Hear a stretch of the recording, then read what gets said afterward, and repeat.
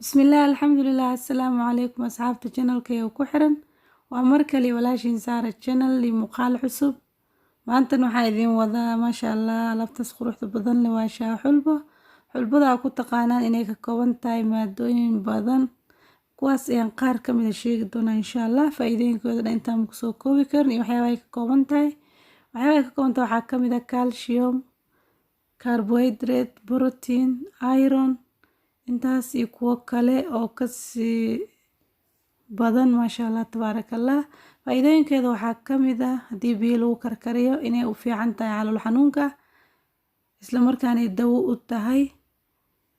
calool istaaga iyo bawaasiirta dadka macaanka qabana lagu daweeyo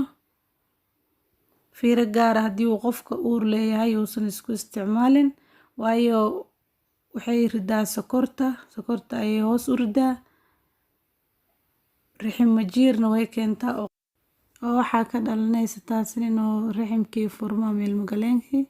ayadoo waqtigii aan la gaarin marka ka taxadar insha Allah haddii aad uur leedahay isku isticmaalin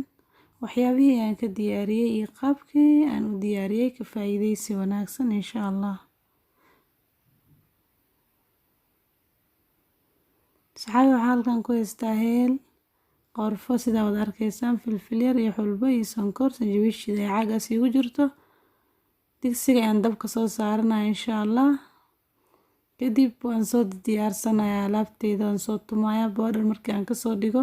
oo aan saxanka ku soo diyaariyo ayaan isku soo laabanaa insha Allah haddana sida wada arkaysaan digsiga oo ii soo karkaray biyo shaah badan ayaa karinaya maanta digsigaas weyn ayaan ku saar weel alweelka haystid waa ku karsan kartaa wax dhib ma lahan sokor saarkaysan hal bakeer ayaan ku shubay qiyaastii haaf ayaan ku soo daraa biidnillah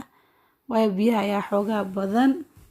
haddana haafkii ayaan ku soo daray axbaabteyda sida wada arkaysaan waan soo dabool insha Allah intay soo karkaraan waxaan soo diyaarsanayaa waxyaabihii carfiskii aan ugu talagalay shaaha insha Allah qaabkaas ayaan u soo shiishiiday sida wada arkaysaan kulli boodhar ayaan ka soo dhigay wax caleena ma isticmaali doono insha Allah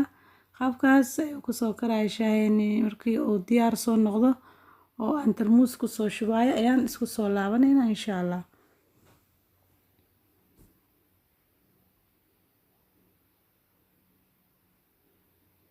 axbaabta sida wada arkaysaan shaahayga waa diyaar tarmuuska ayaan soo diyaarsaday shaamiirka ayaan soo saaray haddana shaahayga ayaan ku shubaya insha Allah waxaan rajeynayaa si wacan ila socotaan axbaabteeda haddii aad nagu cusub tahay soo dhawo please subscribe haddii aad horey noola joogtayna oo ka hesho muuqaalka like garee asxaabtaada eeladan usii share garee wixii fikradana xagga commentiska igu soo qoro fikradihiina waa ii muhiim sida wada arkaysaan qaabkaas ayuu ugu dambeyn kusoo baxay shaahayni sidaasi ayuu ku dhan yahay maasha Allah tabaarakallah dhadhankaana idinka hubo idinkana soo tijaabiya axbaabteyda haddana bakeeriyaasha ayaan kusoo shubaya sida wada arkaysaan insha Allah tacaala sidaas ayuu diyaar ku yahay soo tijaabiya idinkana axbaabteyda waan kaga mahadcelinayaa sida wanaagsan aad mar walba ila socotaan dhiirigelintiina fariimiin isugu jiro ducada dhiirigelinta maasha Allah tabaarakallah